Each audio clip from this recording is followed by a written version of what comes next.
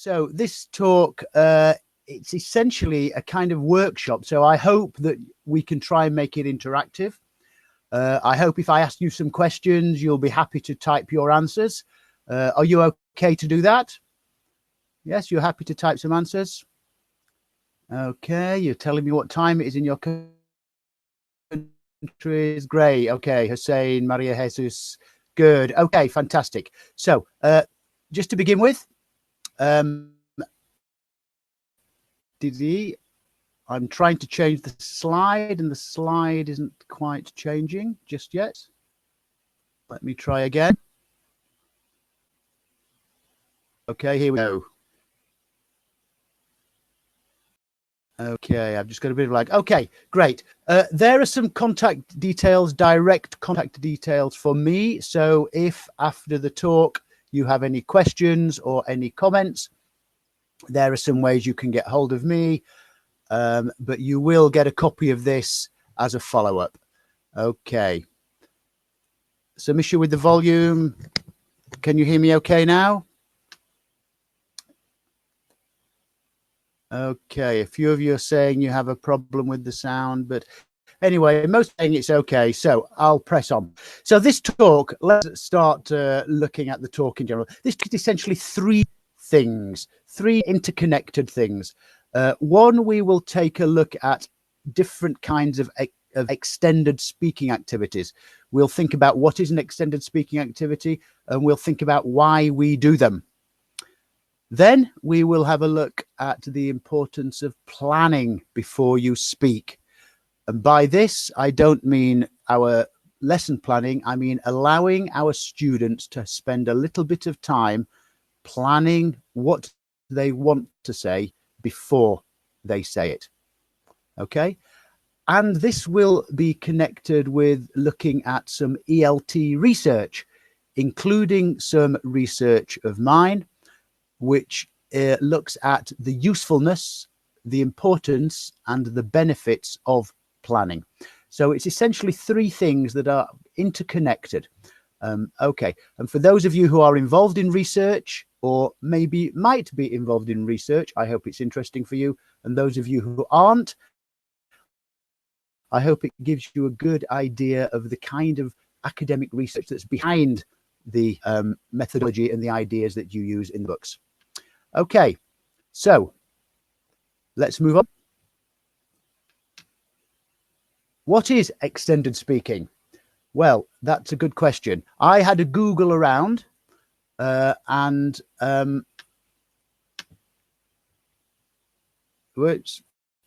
sorry, I've got a bit of lag on my slides. Do bear with me. Okay, I had a Google around and I asked the question, what is extended speaking? And this is something I found online. It's a type of speaking activity that involves learners speaking for longer periods of time and in a freer form than controlled speaking practice. Now, that's pretty vague. I've been in observing classes in classrooms in certain countries where if the student says a sentence, that is good. So that, in effect, is extended speaking.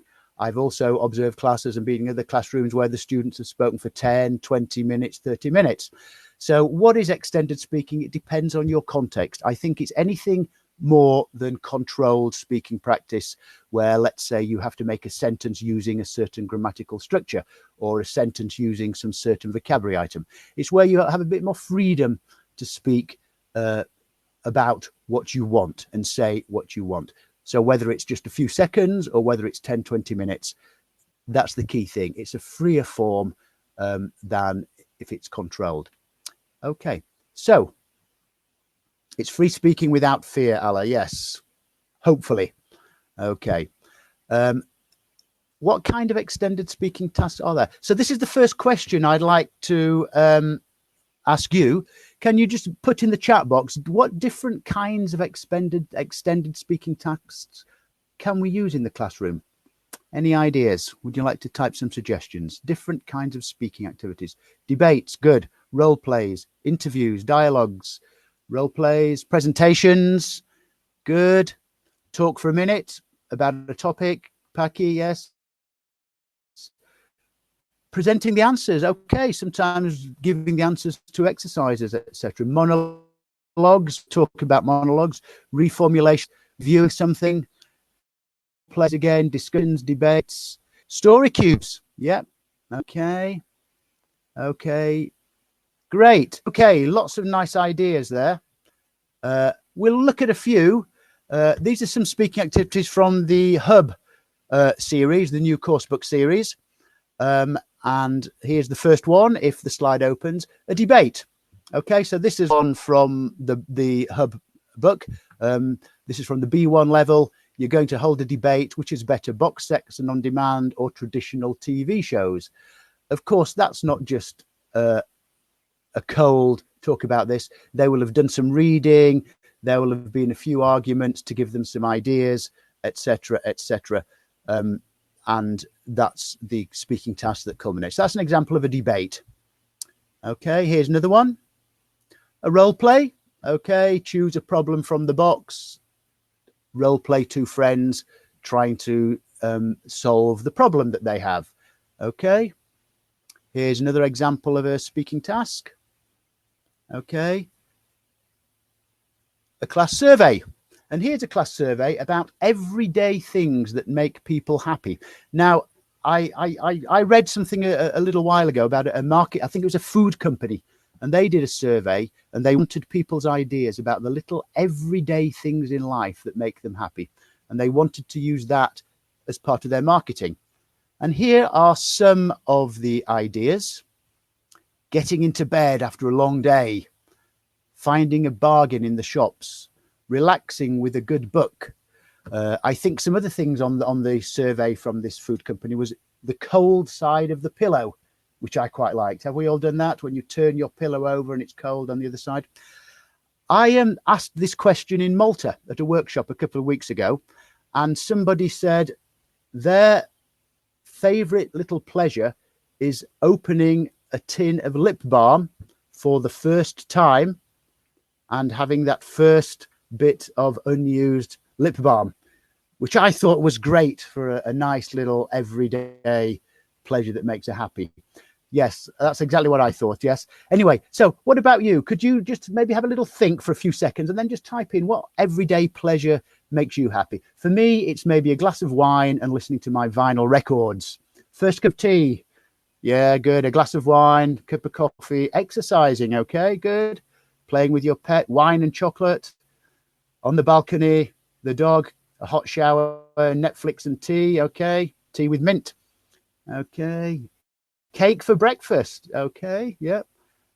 My baby fall asleep on my belly. Yes. A hot bath, the gym. Okay. Okay, some nice ideas here. Cup of tea again. Okay, walking my dogs. Okay, yoga. Fantastic.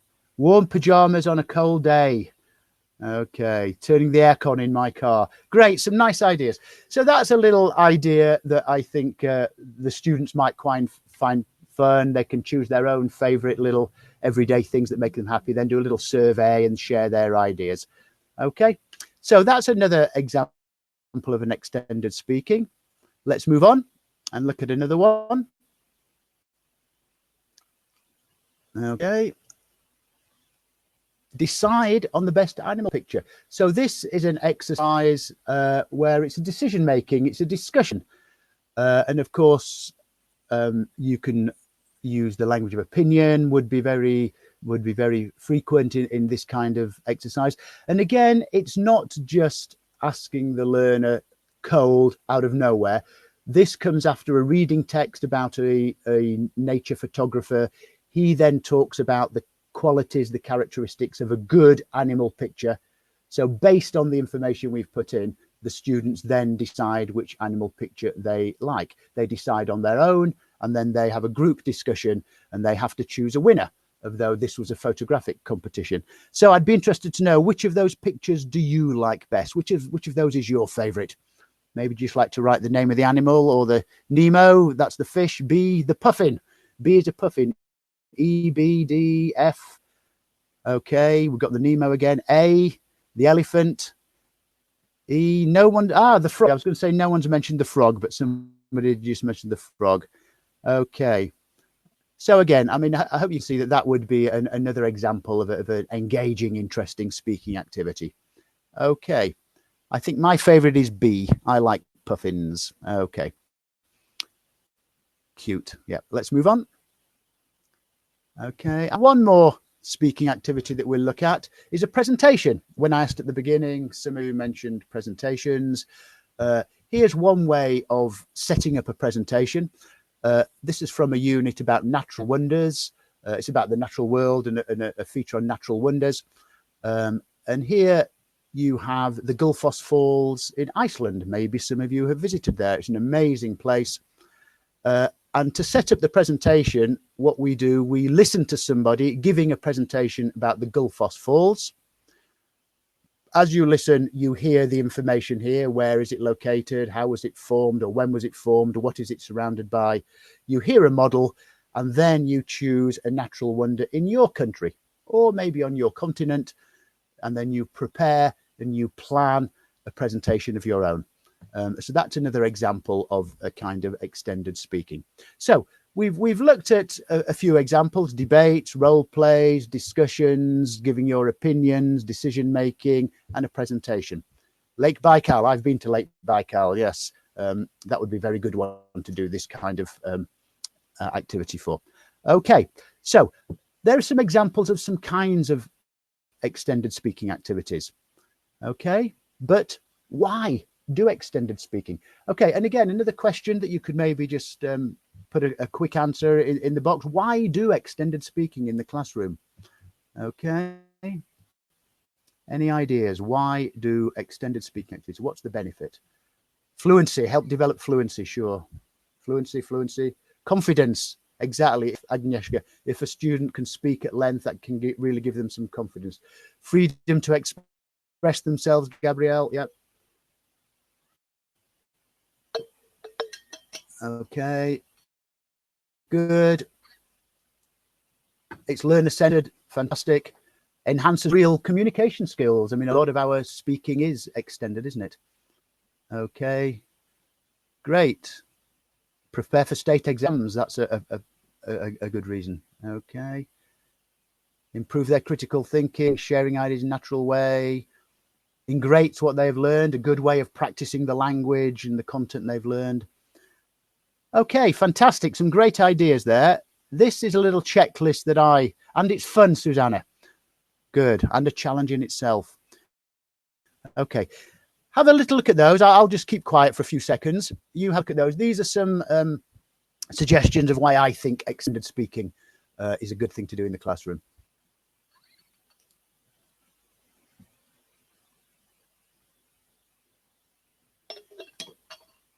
So I think we mentioned some of these. It personalizes language learning, which I think is a good thing. By personalizing, it doesn't just mean talking about your own experiences. It can mean something like expressing your opinion about something, for example, about the pictures. So it doesn't have to be something that has happened to you or that you're interested in, but it's where you in some way engage with it on a personal level. You express your opinion or your feelings about something. It can be authentic. Okay, if you went to somewhere like one of these natural wonders, you probably would talk about it, and the person you're speaking to probably would ask you questions about it, and so on and so on. Okay, there's a focus on meaning. It's meaningful language. You're expressing what you want to express rather than going through the motions of practicing a certain grammatical form. Okay, it can be motivating and enhance group dynamics, good for the class. Yes, while one person is speaking, the other person is listening. It's an interactive, two-way, supportive process. It's real-time production. You're not reading a script. You're not reading a dialogue. You're producing the language in real time, which I think is a very useful skill to help our learners develop. And the bottom two things here are where I want to focus now for the next stage of this webinar. It bridges the divide between fluency and accuracy. And how do we achieve that? Well, one way we can achieve that is allowing the learners some planning time. Okay, there's a question, how? And this is what we're going to look at now. So I'd now like to focus on the second main area of this webinar, which is the usefulness, the importance of planning time when we ask our students to speak. In other words, very simply, giving our learners a little time to plan what they want to say before they say it. So this is what we're going to investigate now.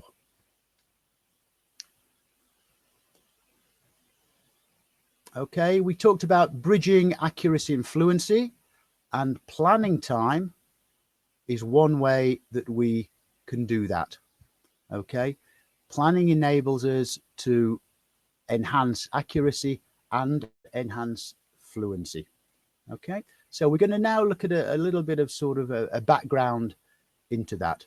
However, first, pre-task planning. Again, just to paraphrase, planning, allowing the learners some time to plan what they want to say before they say it. What are the pros and the cons of that? Okay, would anyone like to make a few suggestions of any benefits of planning or any reasons why planning is not such a good idea? Preparedness of vocab, thinking of the vocab, managing time. It's not authentic, a con. We'll talk about that in a minute. It helps with accuracy. It can help with structure, help to organize their ideas. A con, I presume, it's time consuming, not authentic. Okay. It can give the learner more confidence. Okay. It's not spontaneous, which is a con. It's less authentic. Okay. Interesting. Some interesting ideas here. It can help you formulate your ideas. It can give you a roadmap, help you plan the structure, I guess you mean. Okay. Okay, good. Good. Okay, so we're going to, some of the ideas you've mentioned, we're going to touch on and explore a little more deeply. So firstly, the ante-planning. If the slide loads. Okay, ante-planning. As some of you mentioned, quite a few of you mentioned, it's not an authentic task. There is an argument that allowing the students to plan is not representative of real world situations. Therefore, it's not indicative of the learner's real world proficiency, because it's not asking them to speak spontaneously, which people may argue is more of a realistic indication of the proficiency. There has been a frequent argument against having planning time in tests. Perhaps some of you are familiar with the IELTS speaking paper, task 2. You get some prompts, you have 1 minute to think about what to say, then you have 2 minutes to speak. There is an argument that is unrealistic because it doesn't actually indicate the student's actual proficiency. Okay. However,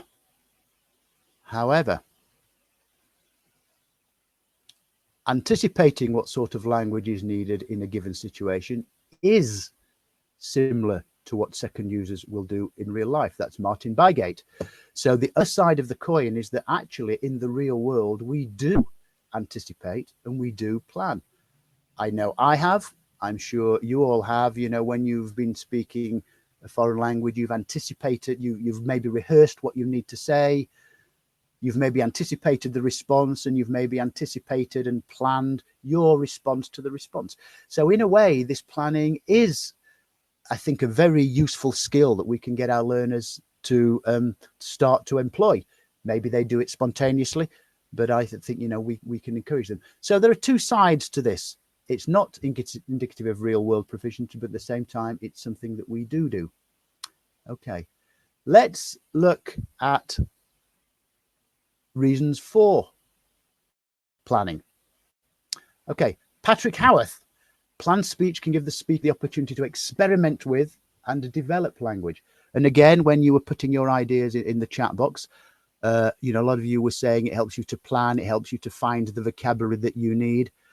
And the planning time allows you to do that exactly. So you might use some language that perhaps if you were speaking spontaneously, you wouldn't be able to use. Yes, you wouldn't have the time to think about it and to formulate it. Okay, so planning is authentic for second language users, Rachel. I think so in certain contexts, yes. As a consequence of the learner being able to think about the language and find the vocabulary and search inside here for the language, it can play a key role in helping interlanguage development. Interlanguage is maybe a slightly technical term, basically for your second language that you're developing. It's not your language, it's a language that you're developing. So the actual act of planning helps you to produce maybe slightly better language than if you didn't plan, which in turn helps with your language development. Okay.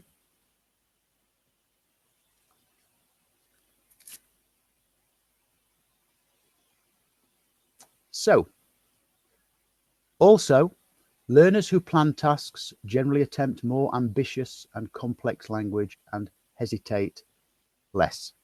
And there's a lot of research. Foster and Scahan, Pauline Foster and Peter Scahan, one of their research areas is pre-task planning in speaking.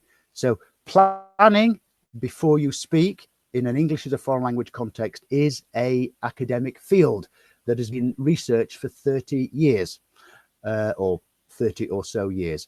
And what over this 30 years, the research has generally consistently shown is that you attempt more ambitious language, you attempt more complex language, and you hesitate less.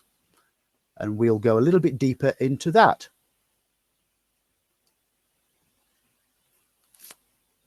So Pauline Foster did a whole load of research, and she got some people to do an extended speaking task in the English language classroom. She got some of the participants who didn't plan. These are the non-planners. And as we can see here, on average, in 5 minutes speaking, they paused 25 times and they were silent for 90 seconds. So that's 1.5 minutes of the 5 minutes was silent. This is a distillation, a summary of her research. She then had people who planned the task. So it was, you're going to talk about this. I want you to talk for about 5 minutes. I'm going to give you time to plan what you want to say. What do you think happened to these figures? I've put 2 question marks. What do you think? Can you type in the chat box? What do you think was the average number of pauses and the average silence? 50-second silence, 4 pauses, fewer. Okay, we can, I think, assume fewer, but would you like to have a go at some actual figures? 3 to 5 pauses, 75, 10 seconds, 10 and 10 from Magdalena, 10 and 30, 12 pauses, 40-second silence, much less. Yep, 30 seconds of silence, 10 pauses, 20 seconds. Okay, you're all kind of quite close. Okay, here we go. This is when the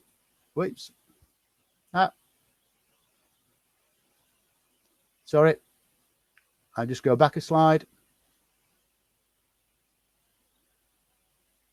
Okay, so that is what happened. Okay, so the pausing was roughly halved and the silence was significantly decreased from 90 seconds to 21 seconds. And that was simply with the learner being allowed to think about what they wanted to say. Okay, so you can see the fluency is greatly improved. Okay, and there's no fancy complicated technique. It's literally, there's no extra material fed in. It's literally allowing the learner to pull out, to find what they've already got in their interlanguage, and it's just giving them the opportunity to use it in their speaking. Okay, I don't agree with these stats at uni level. Okay, fine, we can maybe talk about that later. Okay, so let's put that into words. Pre-task planning can impact positively on language performance in terms of fluency and complexity.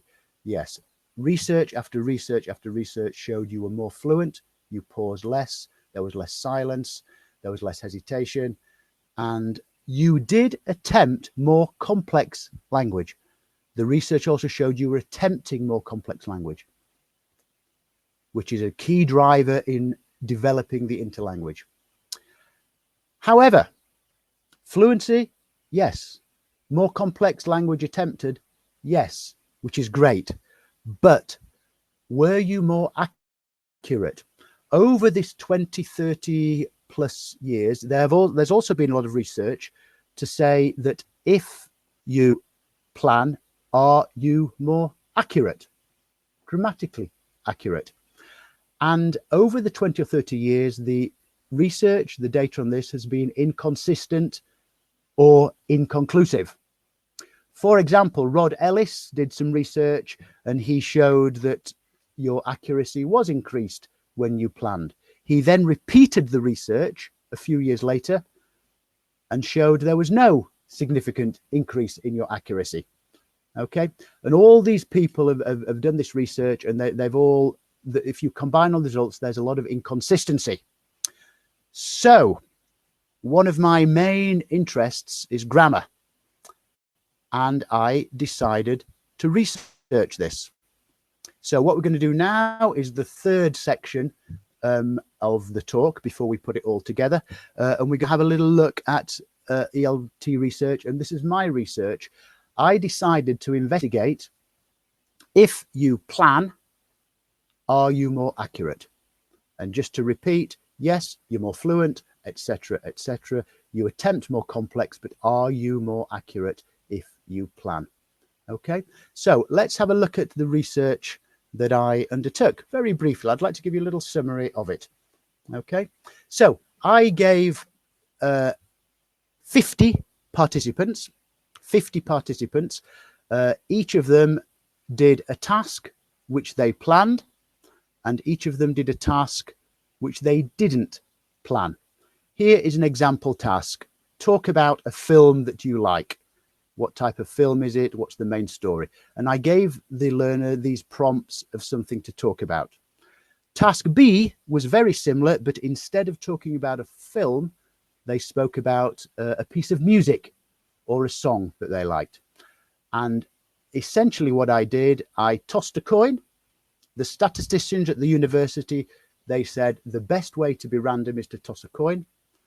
So A, you do task A first. B, you do task B first. Sorry, heads, you do task A first. Tails, you do task B first. Toss the coin again. A, you plan it. B, you don't plan it. So it was totally random. So a participant maybe did task A first with planning, or task A first without planning, or task B first without planning, and so on and so on. Okay. And then whichever one they did with planning, the next day they did the other one without planning, and vice versa. And the idea was to assess their accuracy and compare the accuracy when they planned and they didn't plan. I hope that's clear. So let's listen to one of my participants. She is talking about the film Shrek. Do we know the film Shrek? Quick yes or no? The cartoon animated film Shrek? Yes, yes. A couple of yeses. Yeah, okay. Okay. So what I want to do, I'd like us to listen. Okay, listen to the student. She's an Argentinian, Alejandra. She is obviously a Spanish speaker. And what I'd like to do is I'd like you to listen to her. It's only about 1 minute long. I'd like you to listen to her. One, what do you think of her performance? Do you think she enjoyed the task? Do you think it's a useful task for the classroom? And importantly, do you hear any grammar errors? Okay, so have a listen. Do you think she enjoyed it? Do you think it's a useful task? What do you think of her performance? And do you hear some errors? Okay, so we're going to listen to this and then we'll talk about it afterwards. Okay. I particularly like a movie called Shrek. It's a comedy full of humor. Is it working? It's for people of all ages. Okay. I particularly like a movie called Shrek. It's a comedy full of humor. It's for people of all ages, even when it's an animated movie, but it's for everyone. It's about an ogre that falls in love with a princess but I think that it's a nice film because it teaches you about friendship and love and not giving up to things even when they seem very difficult. I saw Shrek when I was younger with my family, my dad, my mom, my sister, everyone, and we had a nice time watching it and laughing about it. And it had an excellent music and instrumental music for being an animated movie, and I would recommend this film to everyone, even to little kids and adults, and for those who are getting on a bit, and to everybody. So that's it.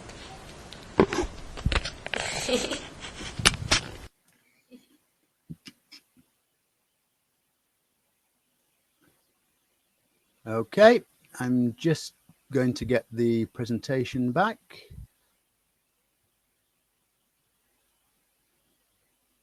Hopefully it will reappear. Here we go. Okay, and I'm just going to scroll back down to the side where we were. Just bear with me for one moment.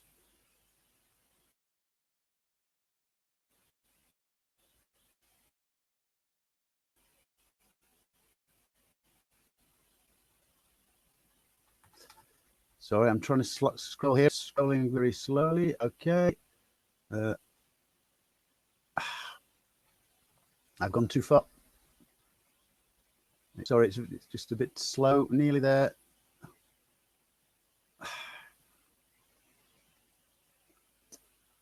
Sorry, do bear with me. It's just being very sticky at the moment.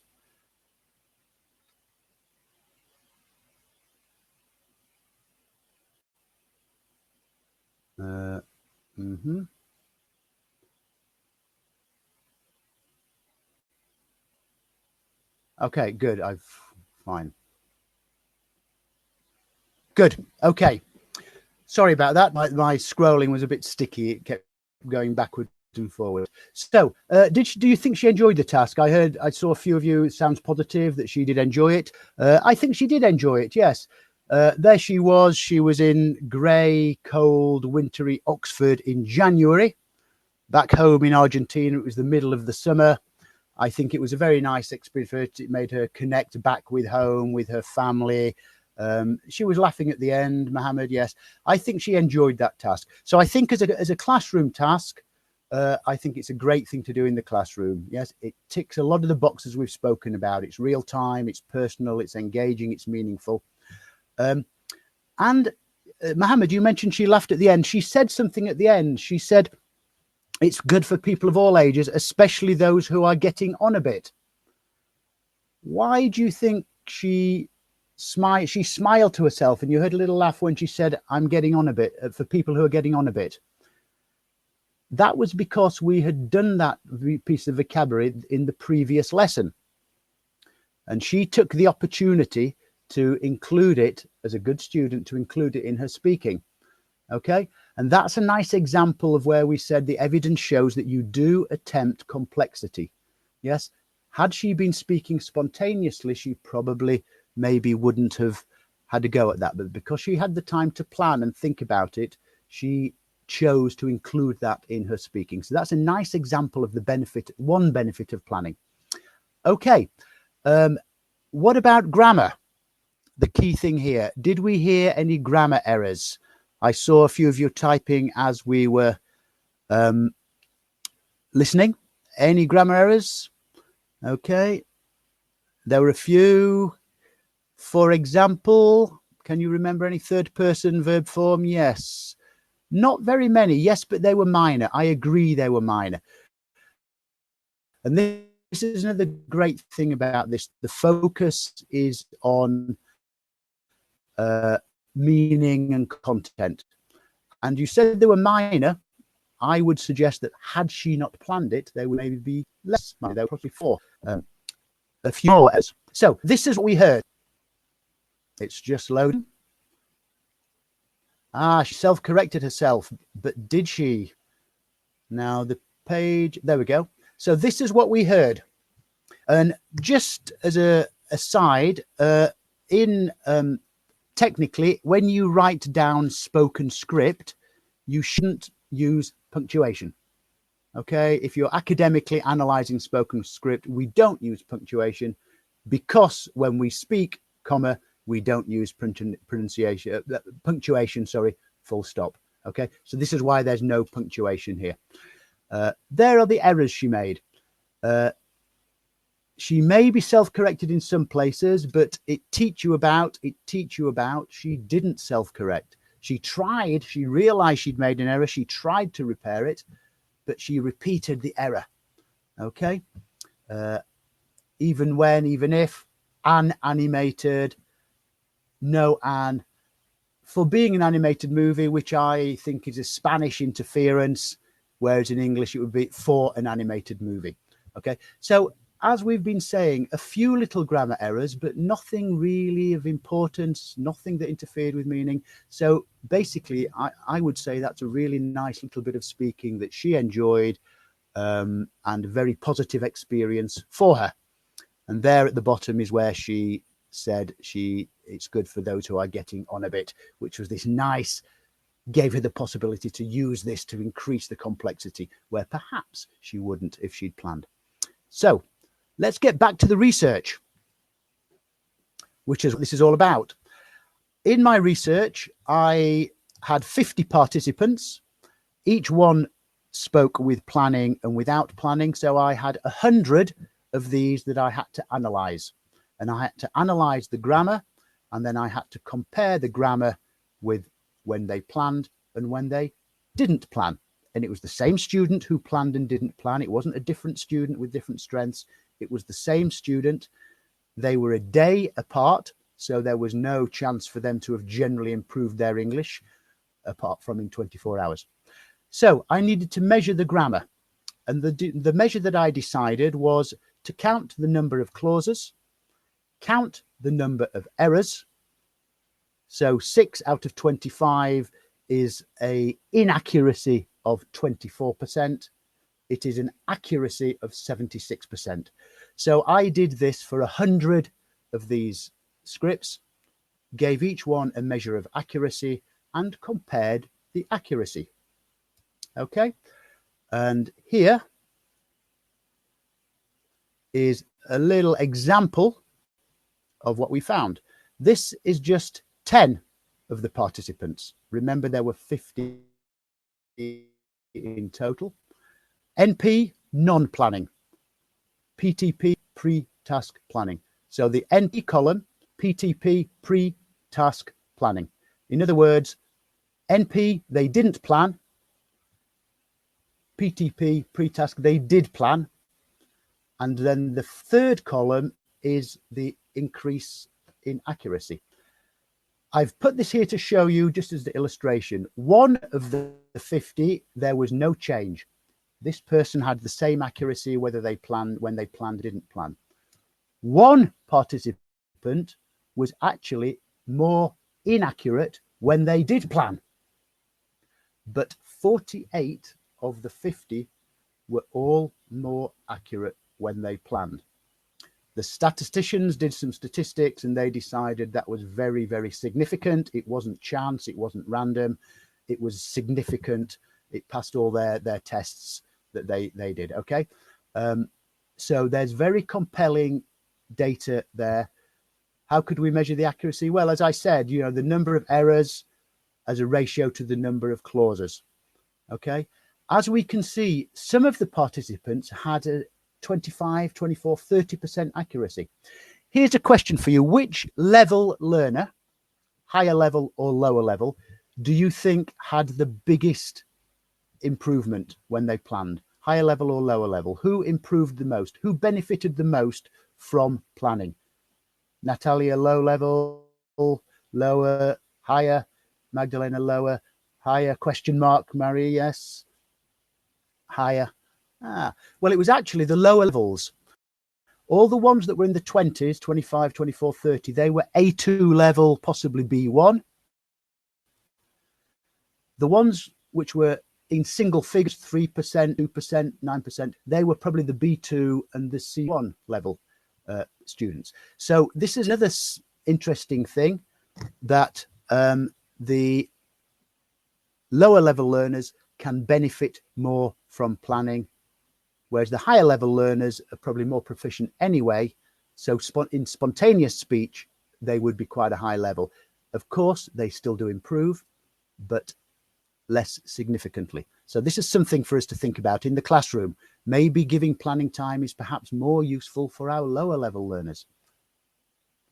So let's summarize everything. In my research, when the learners didn't plan, there was an average of 70% accuracy. As I said, measured by the number of clauses, the number of errors. What do you think was the accuracy? 80, 89, and 90? Okay, 85, 85.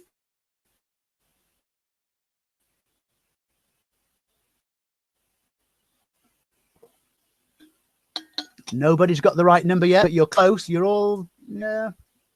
Agnieszka's pretty close. And somebody else was as well. And Ina as well. Okay. I'm just moving to the next slide, but it doesn't seem to be moved. Yes, there we go. Oh, no, sorry, it's gone twice.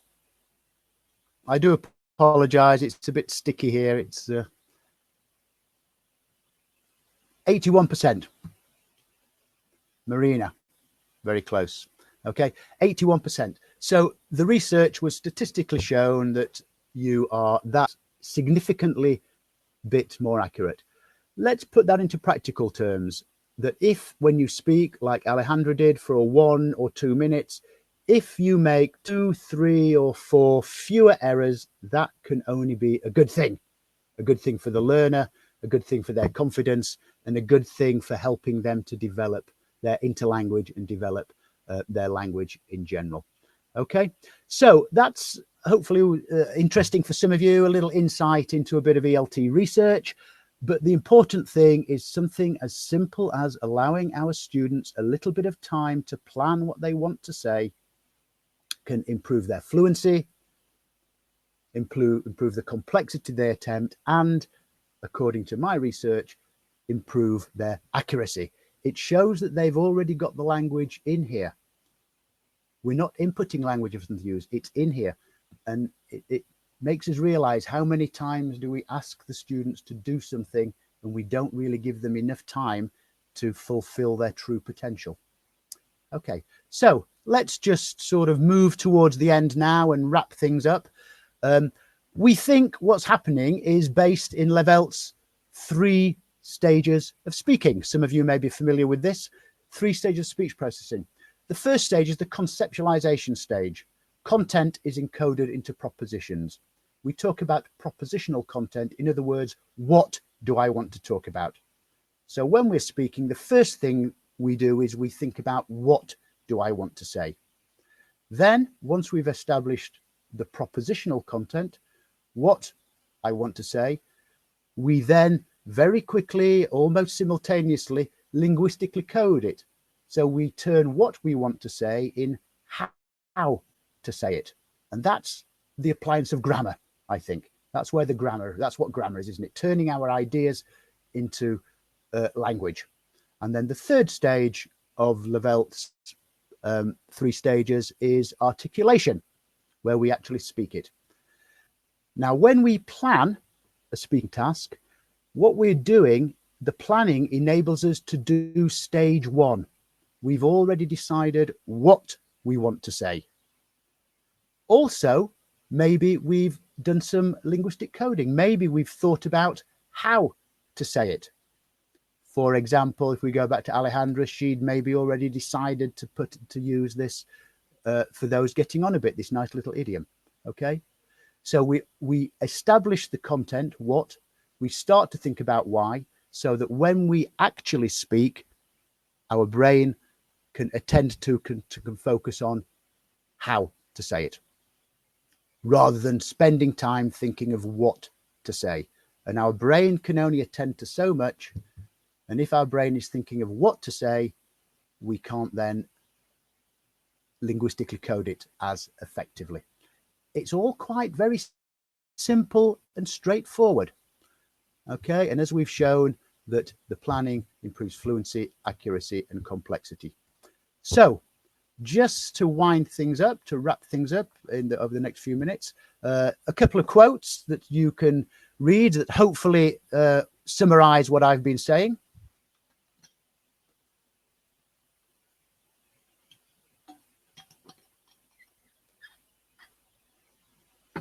Planning time allows students to devote attention to both form and content rather than forcing them to choose one at the expense of the other.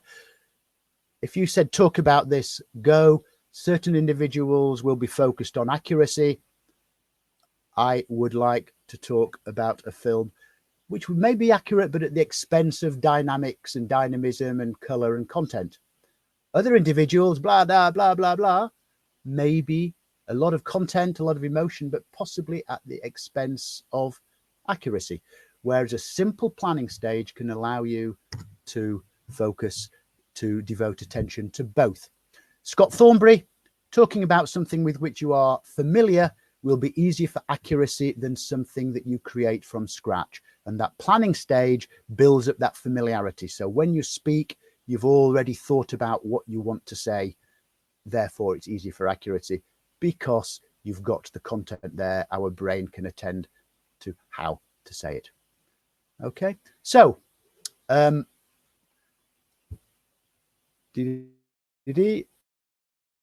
slides are opening.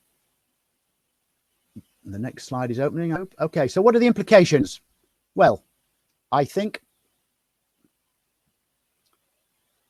we can inform our learners about the usefulness of planning for when they're in the classroom and for when they're outside the classroom. Think about what and how. I think a lot of good learners do that anyway, as I mentioned earlier, but I think we can just, encourage our learners to get into the habit of thinking about what and how, just for a few seconds, depending on what the task is, or for a few minutes if it's a longer task, okay? We can also allow more planning time across the board. And by across the board, I mean in all aspects of speaking. It doesn't have to be when it's a presentation or when it's a monologue or whatever. I think any time I ask the students to speak in the class, perhaps if we allow them just a little bit of time to think about what they want to say, that can only be a good thing.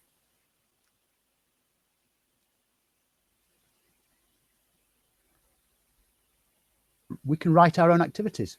If we are writing our own activities in the classroom, if we design our activities, please try and build in a little bit of planning time. And material design. We, as material writers, coursebook writers, I think perhaps we can maybe add a bit more planning time. We build them into the exercises a little more than we do. And here is an example. This is a speaking activity from the Hub series. This is actually someone talking about a film, and they are actually talking about Shrek. And this is an activity that I wrote, and I based it on Alejandra. So it's realistic, it's authentic, it's real language, it's real content. So you listen to her, and then you design your own, you formulate your own presentation. But what we've done based on the theory we've been talking about, we have written in a planning stage. The teacher's book will also talk about the importance and the usefulness of the planning stage. Okay, so I think just having this overt stage where you plan, if you can write it into the materials, that can only be a good thing. Okay, I've kind of got to the end of this webinar. So I'm just going to say thank you. I hope that was interesting for you. You will get a recording, I believe. The book, if you contact Macmillan, it's a new course book series, the Hub series, UB, okay, available internationally, globally. And what we've looked at is a few examples of activities from. If you are interested, I'm just going to show you one slide very quickly. if you are interested, if it will open. It doesn't seem to open, but I've got a reference of some selected research references on the subject of planning when before speaking. As I said, it is a well-researched area of English as a foreign language. Here it appears. Okay, so you can get a copy of this as well if that's anything of interest to you. You don't need to read all that now, but these are some of the, I think, are some of the key papers. As I said, planning is an area of research. We might not think of it as, but it is. Okay, so I think we have a couple of minutes. If anyone has any questions, I've tried to address your questions as we're going along. I apologize if I've missed your question, but if anyone has a burning question, how can you sound fluent? But they're moving a bit too quickly. Hi, John. In the meantime, I just want to really thank you. Sorry, I missed that question. It was quite a long question. Okay. Hi, John. Hi. Sorry, I tried to grab your question, but it just disappeared a bit too quickly. So whose question was it? No sound. I'm sorry. Was that Henrietta had no sound? Can you hear me now? Here we go. How can you reconcile fluency concerns with real-time responsiveness? Planned activities detract from real-time responsiveness. Well, yes, as we said, I think answering that question, I think you're saying that planning time isn't a realistic, it detracts from spontaneity. Of course, there's a time for spontaneity in the classroom. And at times, I think it's good to have activities that do rely on spontaneity. However, as we've said, there's a lot of very compelling evidence that planning improves your performance, which can only be a good thing in terms of your language development. So I think, yes, do have spontaneous speaking activities, of course, but at the same time, I think do have ones maybe a little more than we tend to where learners plan because of the benefits from that. Okay. Anything else before we all go for our tea, supper, breakfast, lunch, glass of wine, whatever? How long for planning? Well, that depends on the activity. That's a teacher management thing, isn't it? I guess, however much time you have in the classroom. Okay. So thank you, everybody. In a word, I hope that was useful, interesting. Please do get in touch with me with any comments. Come and like my Facebook page, and it'd be nice to hear from you at some point in the future. Hi, John. Okay. Thank you very much. Hi, I just take the chance to thank you all. Thank you, attendees, and John so much on behalf of the entire team here at Macmillan. Thank you, John. It was an amazing session.